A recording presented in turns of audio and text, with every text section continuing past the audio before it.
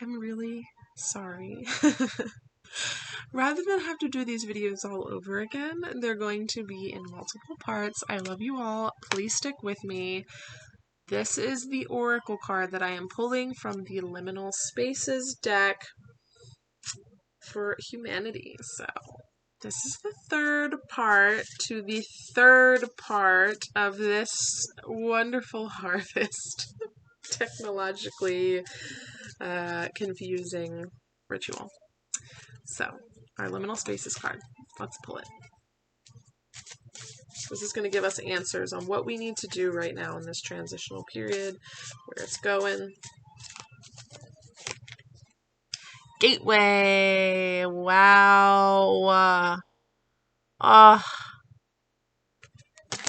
That's amazing. And if you guys haven't checked, if you have not checked out the Gateway Process meditations, hit me up, because that is some intense third eye opening meditations, and I've been doing them recently, and so that's very interesting to me that that's what I just pulled out. So let's get the gateway.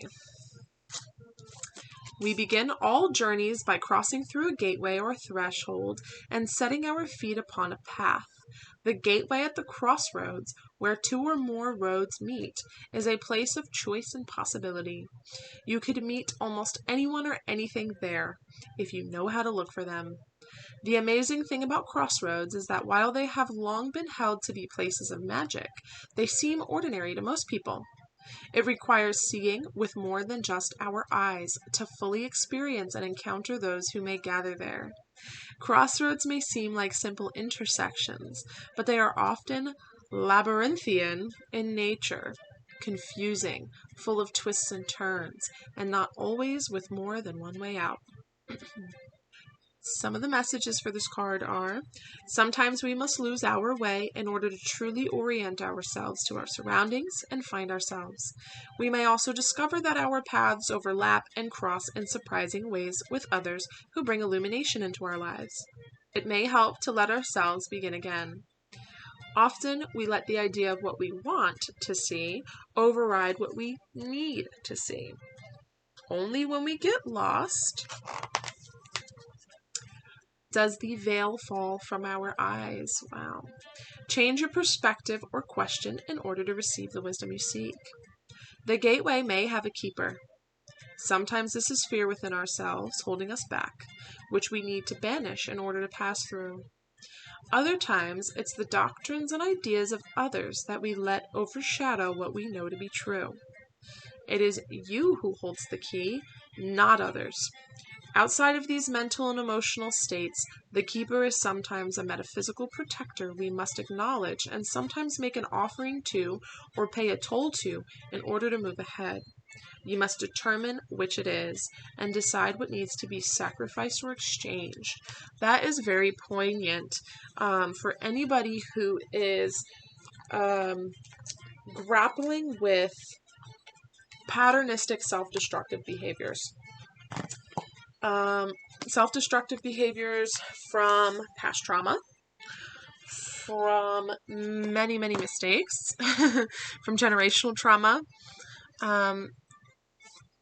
And if you've experienced this, I'm sure you probably have felt a blockage. There's just something you need to get over and you don't know what that hurdle is, or maybe you do know what it is and you just don't know how. You hold that key. You need to reflect on that and meditate on that. Go to your counselors, your spiritual advisors, your support systems. What I'm getting is in this time, in this resting transitional period, we need to be thinking about self-destructive behaviors, and that we can open ourselves up to a whole different level of understanding when we face that head on and agree that we are in control of those fears and those downfalls, which is a really hard thing to do. So if that's something that you're going to do with this time, I commend you. I am in solidarity with you, and reach out if you need somebody to brainstorm with or somebody to listen, because we are going through that one. So in this autumnal season, with the equinox above us, literally above us, this is transition, and we need to rest. We need to think. All of our this whole spread of tarot is showing us that there is an emergence of something getting ready to happen, and our part in it right now is to align ourselves and to have compassion with each other. Radical compassion. That's hard. But if we can each try to do that, it'll be a little easier together. If we're all being compassionate to each other and trying to be compassionate to each other, there's very, very little situations in which are probably going to be super difficult. So those are my messages for us. And again, I hope you guys can have a nice dinner, a nice feast.